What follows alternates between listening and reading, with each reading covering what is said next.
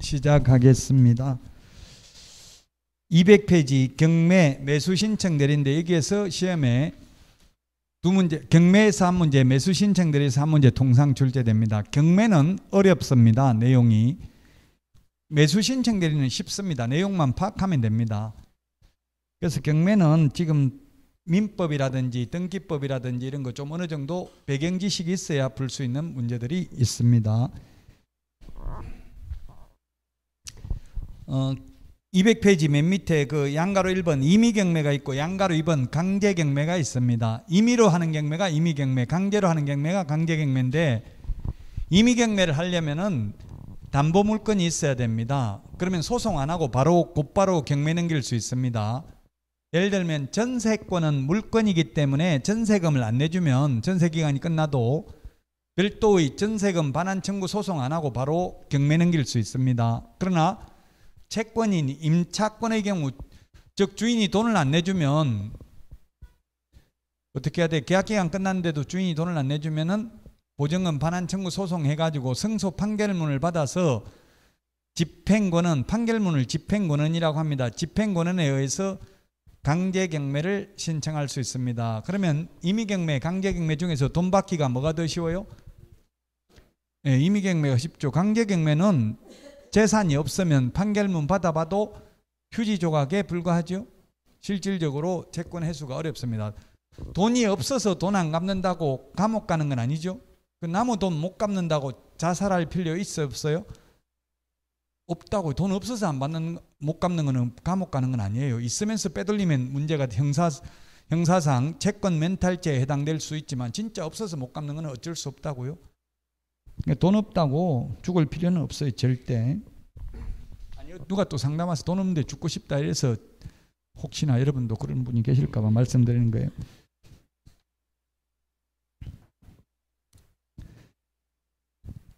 (102페이지) 202페이지 권리분석이 가장 중요합니다. 자, 권리분석인데요.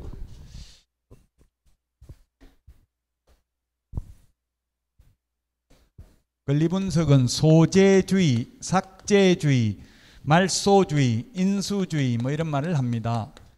원칙적으로 경매 넘어가면 등기사항증명서에 있는 모든 권리는 원칙적으로 말소됩니다. 그래서 대표적으로 말소되는 게 뭐가 있느냐면은 근저당권, 저당권, 경매에서는 담보가등기는 경매에서는 저당권과 동일한 효력이 있습니다. 가압류, 압류 이런 거는 안전한 권리입니다. 경매 넘어가면 다 말소됩니다. 없어집니다. 등기부에서 깨끗하게 지워집니다. 근데 경매 넘어가더라도 인수되는 것, 떠안아야 되는 것, 낙찰자가 떠안아야 되는 것, 낙찰자라고 안 하고 원래는 매수인이라고 합니다. 유치권, 분묘기지권,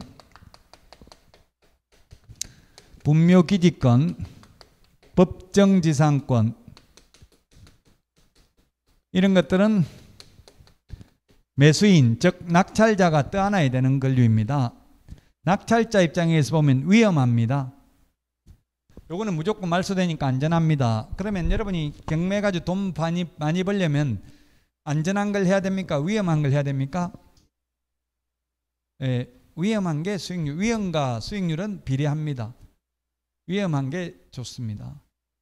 만약에 어떤 땅을 산다 하더라도 땅이 개발 계획이 확정되어 있는 거는 이미 땅값에 반영되어 있잖아요. 그게. 근데 전혀 개발될 걸 모르고 사놨는데 어느 날 갑자기 뭐 전철이 그리 생긴다 여기 이런 식으로 어느 날 갑자기 부자가 될 수 있는 거지 미리 다 예측해 가지고 하기는 쉽지 않아요. 그 마찬가지로 위험한 걸 해가지고 이 위험을 제거할 수 있다면 이게 돈을 많이 버는 거고요. 안전한 거는 사람이 안전한 걸 아니까 전부 다 가격을 높게 쓰네요. 경매라는 게 뭡니까? 한마디로 말하면 경쟁매매. 자, 이거 10,000원 이상 써낸 사람한테 팔겠습니다. 가격 부르세요 하면 옆에서 11,000원 하니까 나는 12,000원, 13,000원 자꾸 가격을 올려가는 게 경매죠. 이천 여주 뭐 이게 도자기 축제하는 거 제가 와봤었는데 이게 설봉공원에서 보니까 옛날에 최불암 씨가 도자기 그 경매하더라고요. 자, 10만 원부터 시작하겠습니다 하니까 누가 11만 원, 12만 원, 13만 원 자꾸 올라가더라고. 15만 원. 예, 낙찰돼. 더 이상 뭐 15만 원 해도 계속 사실은 더 부를 수 있는데 너무 올라가면 부담스러워 그런지 15만 원 되니까 예, 낙찰됐습니다 하고 15만 원 그냥 끝내버리더라고요. 원래대로 하면 우리 그 부동산 경매는 3번 부릅니다. 자, 15만 원, 15만 원 더 이상 쓸 사람 없으니까 15만 원 3번 부를 때까지 더 이상 부르는 사람 없으면 자, 낙찰됐습니다. 15만 원 이렇게 해요. 부동산은. 근데 도자기는 그때 옛날에 하는 거 보니까 자꾸 너무 비싸질 것 같으니까 그냥 끊어버리더라고. 15만 원, 예, 됐습니다. 낙찰, 15만 원 낙찰, 저 15만 원 나오세요 하고 이렇게 하더라고요. 그게 경매라고요. 경쟁매매. 다수의 매수 희망자로 하여금 매수 청약을 하게 하고 그 중에서 가장 높은 가격으로 매수 청약을 한 자에게 매도 승낙을 함으로써 이루어지는 매매계약 형식을 경매라고 합니다.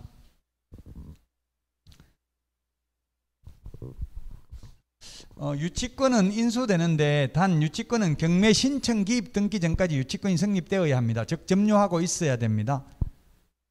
유치권이라는 거 지금 뉴스에 많이 나오고 있는 게 둔촌 주공아파트 조합이 소유자입니다. 조합하고 현대건설하고 도급계약을 체결한 거예요. 이거 공사하면 얼마 주겠다 이렇게 도급계약을 체결하고 공사하다가 공사비 정액되는데 집행부가 바뀌어가지고 조합장이 바뀌어가지고 옛날 조합장하고 한 거 인정 못하겠다 이렇게 하니까 공사 안 하고 그냥 타워 크레인 철거하겠다 이런 식으로 해서 더 이상 공사 안 하겠다 이런 식으로 유치권 행사하겠다 이런 식으로 지금 막 유치권 행사한다고 써붙여놨습니다. 그럼 조합원들은 파산할 수도 있어요. 지금 대출 만기 연장도 안 되고 그러면은 완전히 망할 수도 있죠. 이게 무서운 거예요. 유치권이 돈 다 받을 때까지는 유치권을 행사할 수 있기 때문에 유치권이라는 건 꽉 잡고 있을 수 있는 권리죠. 안 나가고 버틸 수 있는 힘입니다. 분묘기지권 아까 오래된 묘들 강제로 이장 못 시킨다고 했잖아요. 경매로 낙찰받아도 묘 이장 못 시킵니다. 떠안아야 됩니다. 법정지상권, 법정이라는 게 뭡니까? 법률의 규정입니다. 법령의 규정에 의해서 지상권을 설정한 것으로 봅니다. 지상권 설정 계약을 하지 않았지만 그래서 만약에 토지와 건물이 동일 소유에 있다가 임의경매로 저당권 설정 당시에 동일 소유이다가 토지가 을로 낙찰자가 바뀌었다 하더라도 갑 건물은 계속해서 을 토지를 사용할 수 있는 권리가 이름하여 법정지상권입니다. 이거는 위험합니다. 그래서 위험하기 때문에 사람들이 입찰에 참여 안 하니까 가격이 자꾸 떨어지잖아요.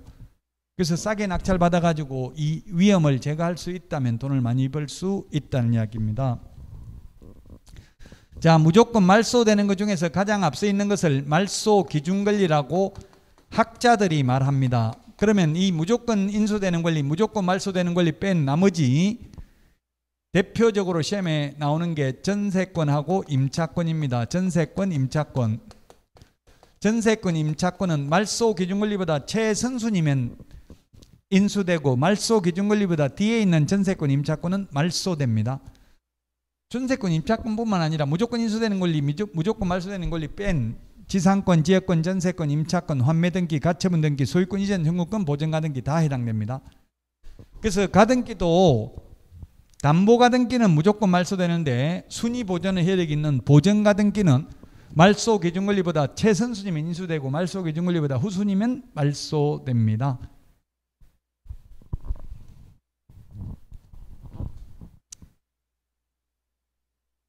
자, 203페이지 경매 절차. 이게 법조문에 있는 게 아니고 일반적인 절차이기 때문에 이거는 구회시험에 한번 출제되고 그 다음에는 출제되지는 않았습니다. 203페이지 맨 위에 보니까 채권자가 돈 받을 사람이 법원에다가 경매 신청을 합니다. 그러면 법원에서 경매 준비를 하고 경매 개시 결정을 합니다.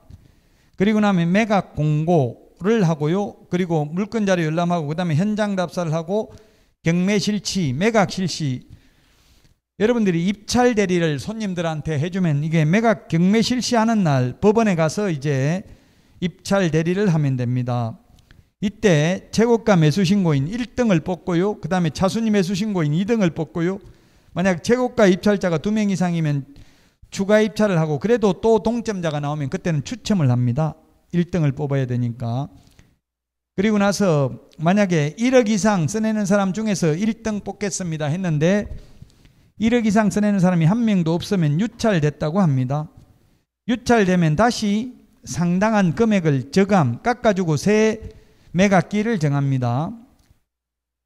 자, 그리고 만약에 1등 한 사람이 나왔다면, 최고 높게 쓴 사람이 나왔다면 매각 허부 결정을 매각 결정일로부터 일주일 이내에 매각 허부 결정, 허가 또는 불허가 결정을 합니다. 만약 매각 허가가 확정되었다면 1개월 이내에 대금 납부 기한을 정해주고, 대금 납부 기한까지 대금을 내면 등기 없이도 소유권을 취득합니다. 대금을 안 내면 재매각을 합니다. 재매각은 가격을 깎아주지 않습니다. 그리고 소유권 이전 등기 촉탁을 해줍니다. 그래서 등기소에 갈 필요는 없습니다. 그러면 이제 인도, 명도를 받게 되는데, 그 구체적 절차를 다시 204페이지부터 있습니다. 맨 위에 배당 요구의, 이게 지금 내용이 엄청나게 많은데 시험에는 한 문제 나와요. 배당 요구의 종기 결정 공고입니다. 배당 요구의 종기라는 건 마지막 기일입니다. 종기까지 배당 요구해야 배당받을 수 있습니다. 압류 효력이 생긴 때에는 일주일 이내에 배당 요구, 일주일 이내에 결정하되 종기는 첫 매각기일 이전의 날로 정해서 압류 효력이 생긴 때부터 일주일 이내에 정해서 공고를 해야 됩니다. 그 원칙적으로 배당 요구해야 되는데 배당 요구 안 해도 배당받을 수 있는 채권자가 있는데, 그 박스에 보면 204페이지 배당 요구하지 않아도 되는 사람이 누가 있냐면 담보물권 가지고 있는 사람, 임차권 등기 명령에 의해서 등기된 자, 그 다음에 압류등기자, 체납체분에 의해서 압류등기권자, 그 다음에 가압류채권자, 그 다음에 배당 요구의 종기까지 경매 신청을 한 압류채권자. 경매 신청한 사람은 배당 요구 안 해도 배당받을 수 있습니다. 그 외에 거기 판결문을 가지고 있는 사람, 최우선 면제, 우선 면제, 그 다음에 임금채권, 이런 거는 전부 배당 요구해야 배당받을 수 있습니다. 자, 그 다음에 205페이지 맨 위에 매각 실시되어 있고 양가로 3번. 매각 방식은 세 가지입니다. 호가 경매, 205페이지 맨 위에 호가 경매, 그 다음에 기일 입찰, 기간 입찰, 세 가지 방식이 있다. 그 다음에 동그라미 2번이 시험에 가장 많이 나왔습니다. 기일 입찰에서 매수 보증금은 최저 매각 가격의 10분의 1. 이게 시험에 가장 많이 나왔다고. 최저 매각 가격이 10분의 1. 205페이지 표 밑에 동그라미 2번 최저 매각 가격의 10분의 1입니다. 매수 보증금은. 동그라미 3번 세매각 기일. 유찰되면 1억 이상 써내는 사람 중에 1등 뽑겠습니다 했는데 1억 이상 써낸 사람이 아무도 없으면 유찰되고, 유찰되면 세매각 기일을 정하는데 세매각은 상당한 금액을 깎아준다. 그 다음에 동그라미 4번 재매각이라는 건 뭐냐면 매각 잔대금을 내지 않아서 다시 실시하는 매각이 재매각인데, 재매각은 가격 깎아주지 않습니다. 유찰되어서 세매각할 때만 가격을 깎아줍니다.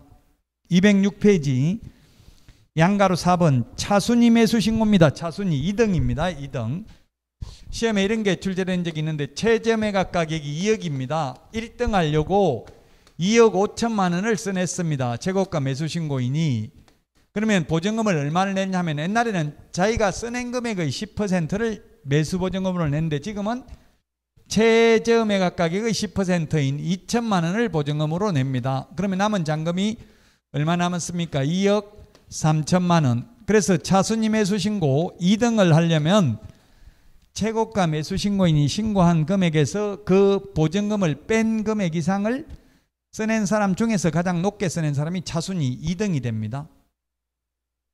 현실적으로 차순위 매수 신고 2등을 할 필요는 없습니다. 실익은 없습니다. 왜냐하면 1등 한 사람이 돈을 안 내는 거는 권리분석을 잘못했기 때문에 안 낸다고 봐야 돼. 경락 잔금 대출 해가지고 금융기관에서 대출이 거의 다 됩니다. 그럼에도 불구하고 잔금을 안 내는 이유는 권리분석을 잘못해가지고 이 최선순위 인수되는 권리가 있는데 임차권 보증금 2억 내줘야 되는데 권리분석을 잘못해가지고 후순위인 줄 알고 입찰에 참여했다가 그냥 보증금만 떼이고 돈 안 내는 경우가 대부분입니다. 그래서 차순위 매수 신고할 실익은 별로 없습니다. 사실은. 시험에는 출제됐습니다. 그 동그라미 2번 차순위 매수 신고인은 최고가 매수 신고인 신고한 금액에서 그 보증금을 뺀 금액을 넘는 때에만 할 수 있습니다. 양가로 5번 매각 허가 결정에 대한 즉시 항고입니다. 1번 매각 허가 결정에 대한 항고를 하고자 하는 사람은 모두 보증금의 10분의 1, 매각 대금의 10분의 1, 매각 대금의 10분의 1을 공탁해야 됩니다. 매수 보증금은 최저 매각 가격의 10분의 1, 항고 보증금은 매각 대금의 10분의 1입니다. 그 다음 주부터 문제풀이 할 때도 이거 요약집은 가져오셔야 됩니다. 요약집 이론하고 문제하고 같이 풉니다. 문제만 계속 푸는 게 아니고. 그래서 같이 가져오시고요. 문제는 가급적이면 좀 미리 첫 주라도 미리 좀 풀어보는 게 좋아요. 첫 주는 잘 풀어요. 보면 처음에는 열심히 하려고 그 처음이라는 단어 자체가 가슴 설레게 하는 거잖아요. 첫사랑 좋죠. 그런데 이제 막판에 가면은 좀 쉽진 않은데 그래도 첫 주라도 좀 미리 풀어보고 오십시오. 몰라도 됩니다. 모르는 거 있으면 그냥 한 문제라도 이론을 찾아보고 요약집 찾아보고 이게 공부입니다. 공부하는 시간에 그 강의 듣는 시간은 빼야 된다더라고요. 강의 듣는 거는 공부하는 게 아니래요. 강의하는 사람이 공부하는 거래. 제가 공부하는 거래. 제가 어떻게 강의하면 공부가 많이 된대요. 강의하는 사람이. 여러분들도 강의를 듣고 강의 교환을 만들어가 내가 강의한다고 생각하고 강의 교환을 만들어보고 이러면 공부가 많이 된대요. 그 쉽진 않죠. 그래서 공부를 조금씩 이제는 조금씩 예습, 복습 뭐 예습을 하든 복습을 하든 그건 뭐가 좋다고 단정적으로 말할 수 없어요. 사람마다 다 다르대요. 물론 예습이 교육심리학자들은 예습이 훨씬 효과적이라고 돼 있어요. 쉽지가 않죠. 예습하는 게. 안 쉬우면 복습이라도 하시면 된다고요. 뭐 어떤 선생님들은 복습해라, 어떤 선생님 예습해라. 정답은 없다고. 사람마다 다 다르다고. 취향에 따라서. 내가 예습이 좋은지 복습이 좋은지는 내가 공부를 해봐야 알지. 안 해보면 남의 말만 듣고는 알 수가 없어요. 뭐가 효과적인지는 본인 스스로 공부를 해봐야 돼요. 저도 공부해봐야 된다고 말만 하지 저도 공부를 못했어요. 사실은 학교 다닐 때도 쉽지 않아요. 그게 말은 남보고 공부하라 쉽게 말하지만 막상 쉽지가 않아요. 그래서 많이는 못하더라도 조금이라도 하려고 노력은 해보셔야 돼요. 양가로 6번 매각 대금 납부입니다. 매각 대금 납부는 1개월 이내에 1개월 안의 날로 정해야 됩니다. 대금 납부 기한을 정합니다. 기일이 아니라 기한입니다. 기한. 옛날에 기일이었는데 지금은 기한이다. 그럼 예를 들면 오늘이 6월 며칠입니까? 오늘이 24일까지 돈 내면 됩니다. 옛날에는 딱 24일 하루만 돈 낼 수 있었습니다. 기일이었기 때문에. 지금 기한이기 때문에 만약에 기한이 24일까지 돈 내도록 돼 있으면 돈이 있으면 23일 날 내버리고 소유권을 취득하면 됩니다. 돈 내는 순간 소유권을 취득하죠. 납부 기일이 아니라 기한입니다. 돈 내는 순간 이게 시험에 많이 나왔습니다. 민법 187조에 의해서 법률의 규정에 의해서 물권 변동 효력이 생기니까 원래 법률 행위로 인한 물권 변동은 등기해야 되죠. 이건 등기 안 해도 됩니다. 그냥 돈만 내면 소유권 취득합니다. 상속도 마찬가지죠. 피상속인 사망하면 상속인 소유죠. 상속인 소유. 그래서 제가 아들한테 내 죽으면 내 재산 물려줄게 이렇게 하니까 아들이 필요 없어요. 그때는 필요할 때 지금 주세요. 이렇게 하더라고요. 줄 거 있으면 지금 주세요. 아들 나중에 필요 없을 때 뭐 그때 주면 무슨 소용이 있냐 이러던데 지금 줄 건 없다 하니까 뭐 했는데 이때까지 돈도 안 벌고 이러면서 자식이 최고 무섭더라고요. 요즘은.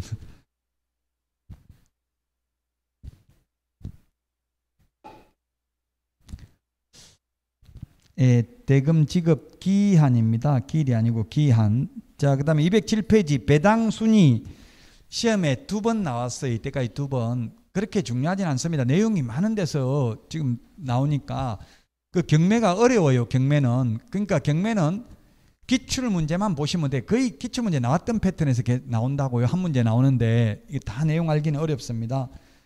배당 순위가 0순위가 뭐냐면 경매 집행 비용입니다.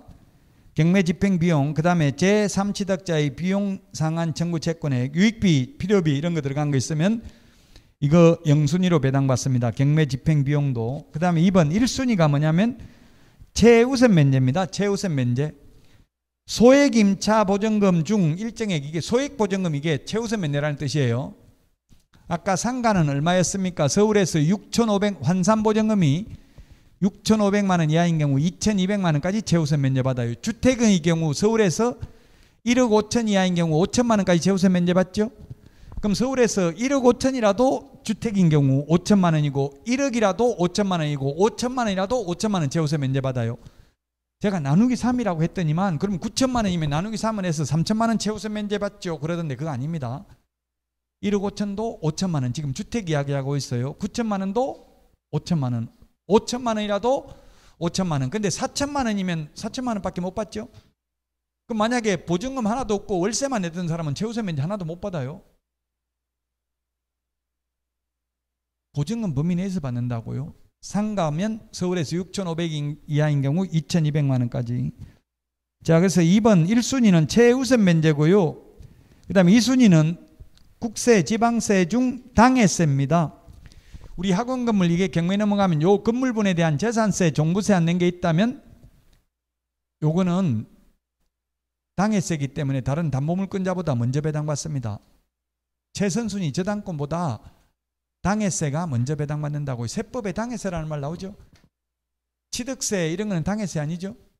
재산세, 종부세 같은 거. 당해세는, 당해세라는 거는 그 당해 경매 넘어가는 건물분에 대한 재산세, 종부세 이런 겁니다. 안 낸 거 있으면.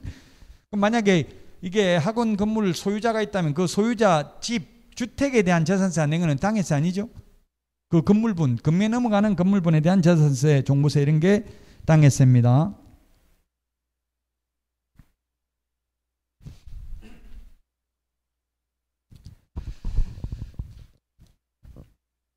부동산에 관심 가지고 투자하면 금세 부자 될 수 있어요.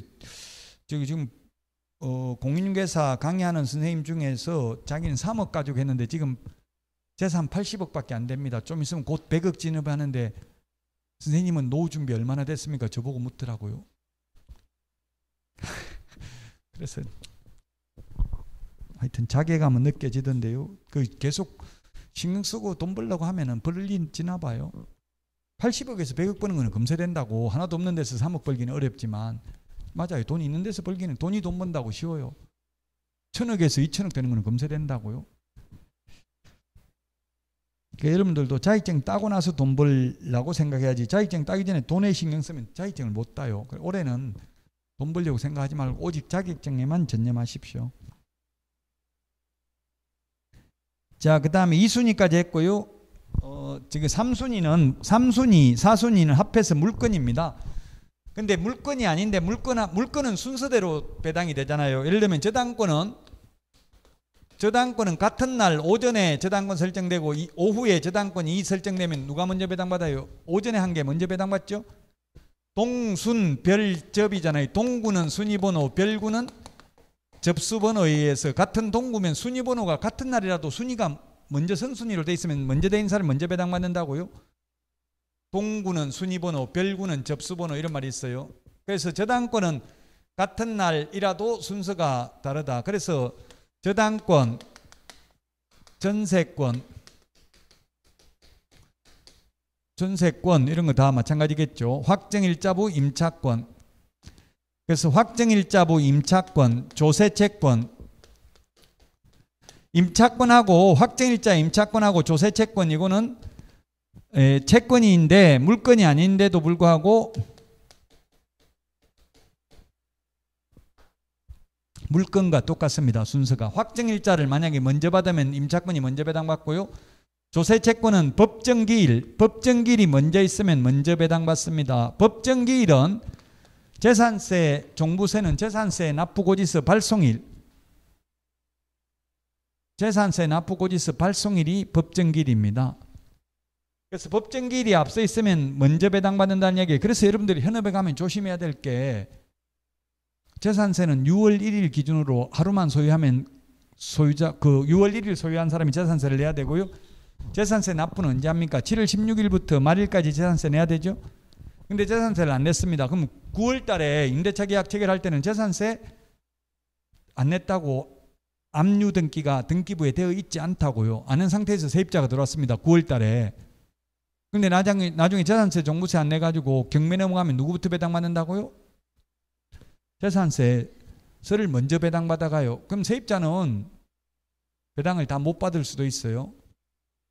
그래서 어떻게 해야 되냐면 여러분들은 임대차 계약서를 중개할 때 임대인한테 조세 체납 사실이 있습니까? 해가지고 자필로 없습니다. 이걸 적게 만들라고 자필로 없다고 했는데 속인 거는 개업공개사 책임이 아니잖아요. 개업공개사가 수사건이 있어가지고 진짜 세금 안 내는지 다 확인할 길은 없죠. 그러니까 반드시 그런 걸 표준계약서는 그렇게 적혀 있어요. 세금 체납 사실이 있는지 여부. 자필로 없습니다. 이렇게 적으라고. 있습니다 적으면은 그럼 세금 내라고 해야 되겠죠? 세금 안 내고는 이거 세놓기 힘듭니다. 이렇게 해야 될 거 아니에요. 전부 다 자필로 없습니다. 이걸 받으라고요.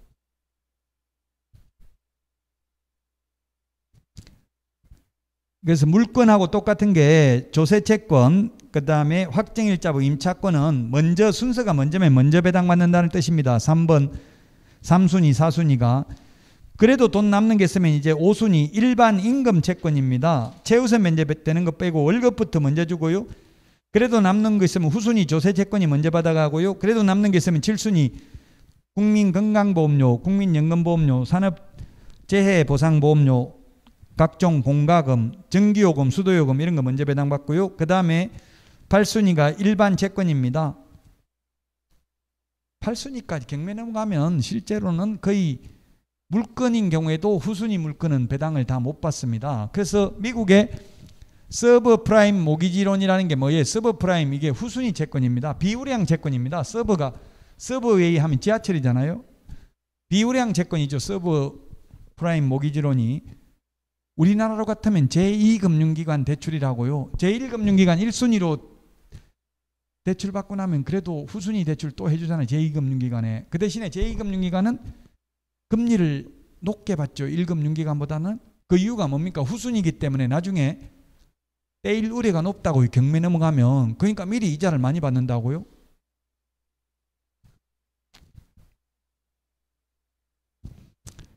자, 그 다음에 양가로 8번 부동산의 인도명령입니다.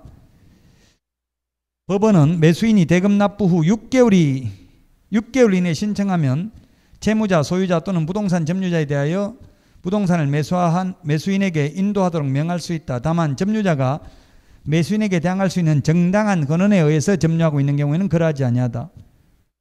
예, 정당한 권한 없이 점유하고 있으면 대금 납부 후 6개월 이내만 인도 명령을 신청할 수 있습니다. 6개월. 우리 프린트 42번에 10번에 있네요. 42번에 10번. 42번에 10번.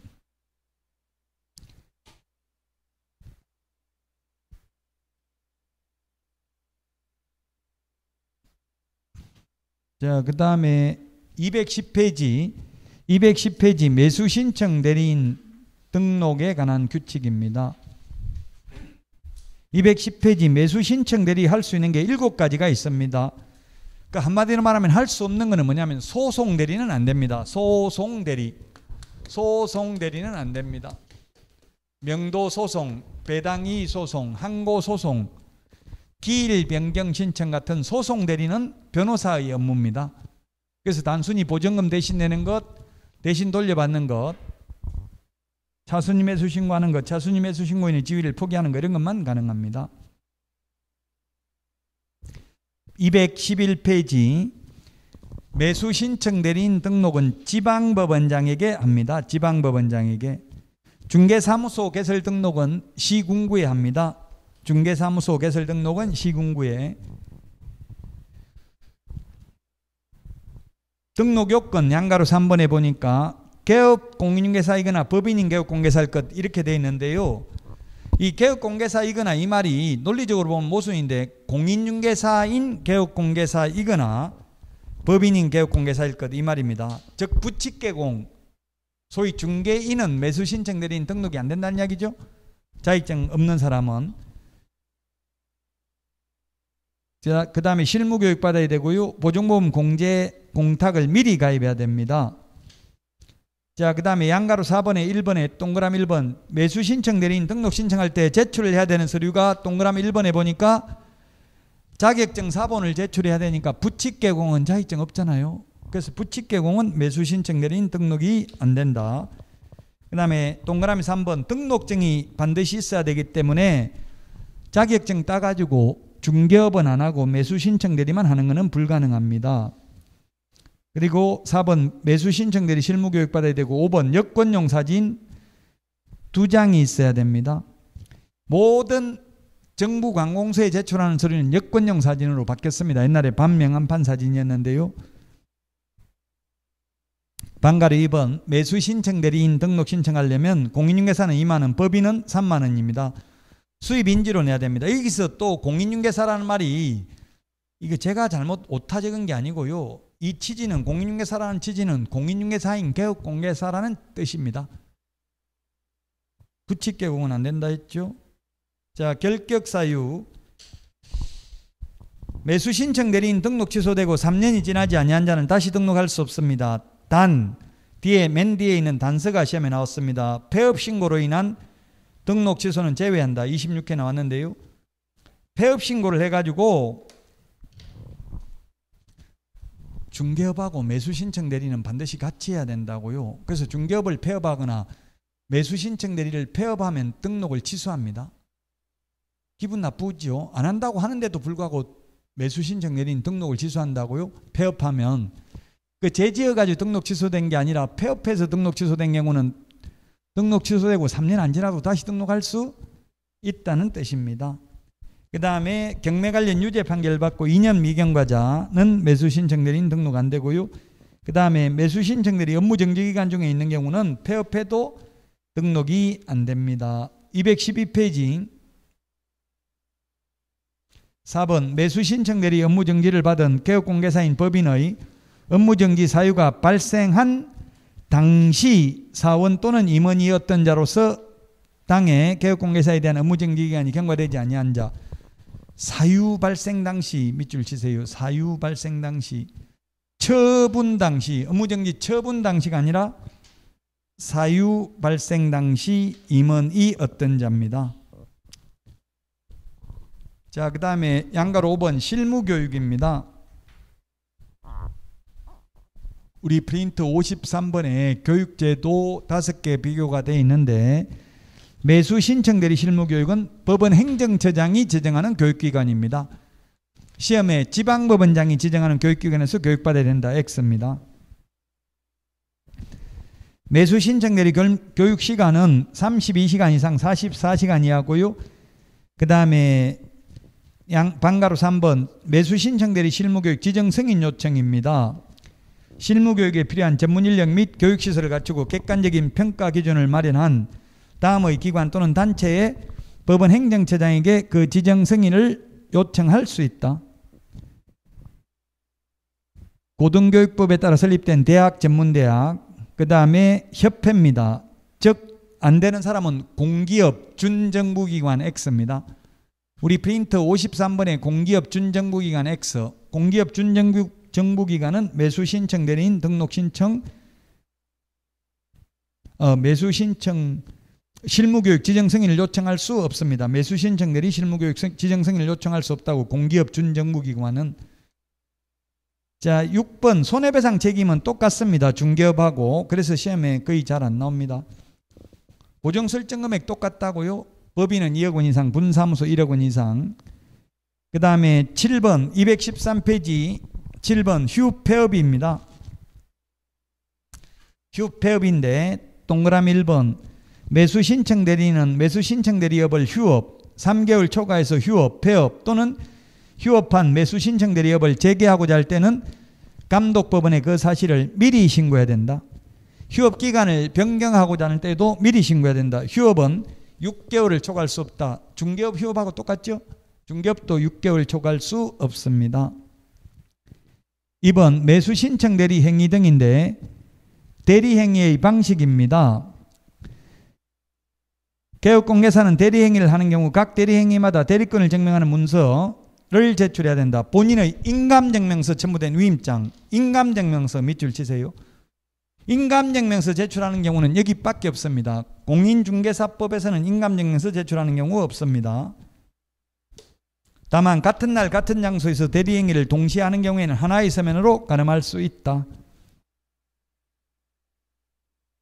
동그라미 3번. 개업공개사는 대리행위를 함에 있어서 매각장소 또는 집행법원에 직접 출석해야 된다.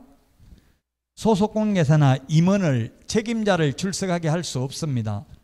즉 개업공개사만 매수신청 대리 할 수 있기 때문에 실무교육 대상자는 오직 개업공개사이고 임원, 사원, 분사무소 책임자, 매수신청 대리 실무교육 대상자가 아닙니다. 양가로 2번 사건카드 작성 보존인데요. 매수신청 대리 관련 서류는 모두 5년간 보존해야 됩니다. 5년입니다. 매수신청 대리 확인 설명 해야 되는 거 214페이지 디귿 214페이지 디귿에 보면 중개대상물의 경제적 가치 설명해야 됩니다. 이 중개대상물의 매수신청 대리 대상물의 경제적 가치가 뭐냐면 그 감정평가사가 평가한 감정가격, 이걸 경제적 가치라고 하더라고요. 이 감정가 2억인데 낙찰받으면 지금 시세가 한 2억 3천 하니까 조금 3천만 원 정도 벌 수 있습니다. 이런 걸 설명해야 된다는 뜻입니다. 리얼, 당해 매수 신청 대리 대상물에 관한 소유권을 취득함에 따라 부담, 인수하여야 할 권리입니다. 그게 뭐가 있어요? 이게 유치권, 분묘기지권, 법정지상권이 있으면 설명해야 된다고요. 공인중개사법에서는 취득 관련 조세의 종류 및 세율을 설명해야 되죠. 세금 설명해야 되는데 매수신청 대리는 세금 설명하는 게 아니라 유치권, 분묘기지권, 법정지상권이 있으면 설명해야 됩니다. 동그라미 2번 매수신청 대리 대상물 확인 설명서 5년 보존입니다. 5년 보존. 양가로 4번 매수신청 대리인의 보수인데요. 동그라미 1번 예규에서 세 번째 줄에 예규에서 정한 보수 이상을 받아서는 아니 된다. 이상 동그라미 해놓으세요. 시험에 나온 적은 없는데 이게 논리적으로 보면 이상이라고 하면 안 되고 논리적으로는 초과라고 해야 돼요. 근데 시험에 이상 받아서는 아니 된다 해도 X 하면 안 됩니다. 이렇게 돼 있으니까 매수신청 대리 규칙에 논리적으로 보면 모순이지만 악법도 법이라고 법조문에 있는 대로 대답해야 돼요. 예규에서 정한 보수 이상을 받아서는 아니 된다. 예규에서 100만 원이라고 돼 있으면 100만 원 이상 받으면 안 된다. 이 말은 100만 원도 받으면 안 된다니까 모순이라고요. 이상이 아니라 초과라고 해야 논리적으로 보면 맞다고요. 그러나 법조문에 이상이라고 돼 있으니까 이상 받아서는 아니 된다 해도 X라고 하면 안 됩니다. 보수에 대해서는 위임인에게 위임계약 체결 전에 설명해야 됩니다. 위임계약 체결 전 밑줄 치시고요. 매각 허가 결정 전에 뭐 이런 식으로 하면 X입니다. 자, 그 다음에 3번 보수를 받은 경우 예규에서 정한 양식에 의한 영수증을 작성하여 위임인에게 교부해야 된다. 밑줄 치세요. 중개보수는 영수증 교부할 의무도 없고 보존할 의무도 없습니다. 그러나 매수신청 대리 보수 영수증은 교부는 해야 됩니다. 보존할 의무는 없습니다. 4번 보수 지급 시기는 매수신청인과 매수신청 대리인의 약정에 따르되 약정이 없을 때는 매각 대금 지급 기한일, 매각 대금 지급 기한일 밑줄 치세요. 매각 대금 지급 기한일입니다. 우리 중개보수는 거래 대금 지급이 완료된 때입니다. 약정이 없으면. 매각 대금 지급 기한일인데 매각 허가 결정일 하면 X입니다. 215페이지 보수표는 아직까지 시험에 한 번도 나온 적이 없습니다. 216페이지 보겠습니다. 의무 금지행위 비밀준수 이거 똑같으니 공인중개사법하고 똑같은 건 시험에 거의 안 나옵니다. 동그라미 4번 개업공개사는 다음 어느 하나에 해당하는 경우 그 사유가 발생한 날부터 10일 이내 사유가 발생한 날부터 10일 이내 밑줄 치시고 법원장에게 신고해야 됩니다. 거기 동그라미 니은만 밑줄 치겠습니다. 중개업을 휴업 또는 폐업한 경우 중개업을 휴업 또는 폐업하고자 하는 경우 3개월이 초과해서 휴업하고자 하는 경우 미리 신고해야 되죠. 등록관청에는 공인중개사법상 등록관청에는 미리 신고해야 되는데 매수 신청 대리인 등록했다면 지방법원장에게 사후 10일 이내에 신고해야 됩니다. 니은 휴업 폐업. 공인중개사법에서는 휴폐업하고자 하는 경우 미리 신고합니다. 동그라미 5번 개업공개사는 다음 행위를 하여서는 아니 된다. 시험에 니은 디귿 두 개가 출제된 적이 있습니다. 매수 신청 대리인이 된 사건에 있어서 매수 신청인으로서 매수 신청을 하는 행위. 디귿 동일한 부동산에 대하여 이해관계가 다른 2명 이상의 대리인이 되는 행위 하면 안 됩니다. 왜? 경매는 1등 1명 뽑는 건데 2명한테 내가 낙찰 받아줄게 하고 상담 및 권리분석 보수만 받아 챙기면 안 되기 때문에 그렇습니다. 3번 지도 감독입니다. 동그라미 1번 법원 행정처장은 매수 신청 대리 업무에 관하여 협회를 감독한다. 2번 지방법원장은 매수 신청 대리 업무에 관하여 관할 안에 있는 협회의 시도 지부와 매수 신청 대리인 등록을 한 개업공개사를 감독한다.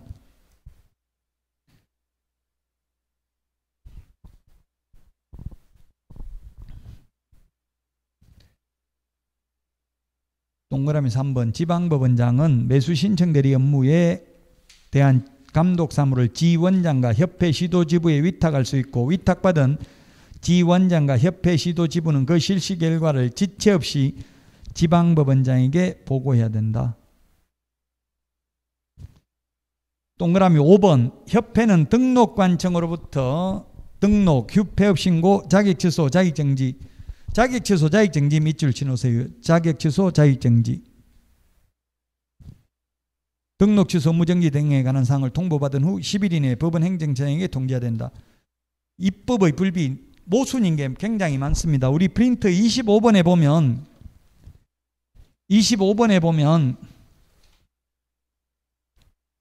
우리 프린트 25번에 다음 달 10일까지 통보하는 거 보면 동그라미 6번 업무정지 등록 취소는 통보되고 자격취소 자격정지는 가로하고 X라고 돼 있죠. 왜? 등록관청이 자격 취소됐는지 자격정지됐는지는 알 수 없으니까 통보 못한다는 이야기입니다. 근데 지금 여기는 좀 전에 동그라미 5번 자격취소 자격정지를 협회가 통보도 안 했는데 지금 등록관청이 협회를 통보를 안 했는데 협회가 자격취소 자격정지를 10일 이내에 법원 행정처장에게 통지하라고 했으니까 모순이잖아요. 입법의 불비라고요. 이게 지금 모순이라고요. 자격취소 자격정지는 등록관청은 협회 통보한 적이 없다고요. 근데 협회는 통보받은 자격취소 자격정지 사항을 10일 이내에 법원 행정처장에게 통지하라고 되어 있는 게 모순이라고요. 시험에 나온 적은 없어요. 이렇게 입법의 불비이기 때문에.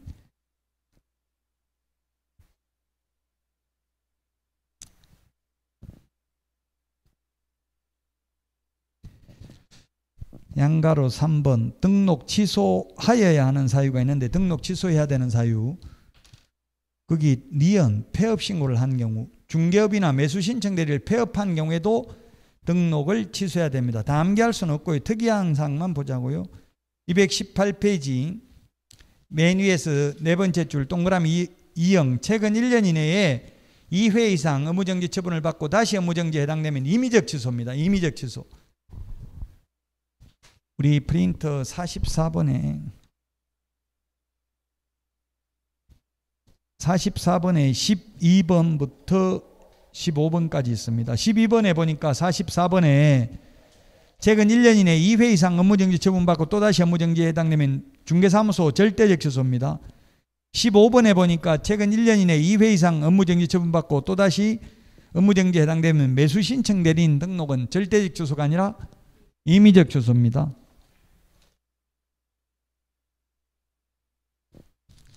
자, 그 다음에 동그라미 3번 7일 이내에 반납해야 됩니다. 7일 이내. 반납은 7일 이내입니다. 동그라미 4번 중개사무소 개설 등록이 취소된 경우로서 개인인 개업공개사가 사망한 경우에는 그 개업공개사와 세대를 같이 하고 있는 자가 법인이 해산한 경우에는 그 법인의 대표자 또는 임원이 어떤 자가 7일 이내에 등록증을 관할 지방법원장에게 반납해야 됩니다. 사망을 하면 세대를 같이 하는 자. 해산한 경우에는 대표자 또는 임원이 어떤 자입니다. 우리 프린터 51번에 44, 45, 46, 47에 있습니다. 51번에 44, 45, 46, 47번에 있습니다.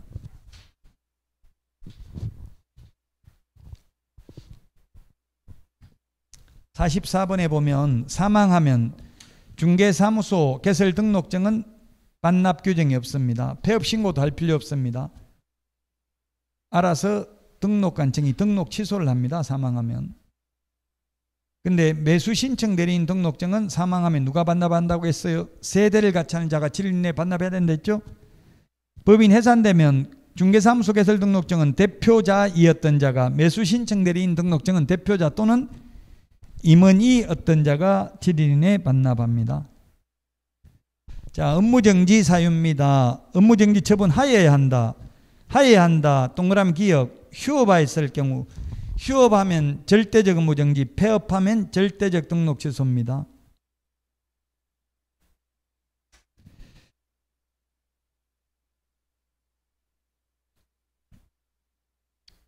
업무정지 명할 수 있는 거 거기 기억 붙어 있는데요. 동그라미 3번 업무정지 기간은 1월 이상 2년 이하 밑줄 치십시오. 중개사무소 업무정지는 6월 이하죠. 매수 신청 대리 업무정지는 1월 이상 2년 이하고요.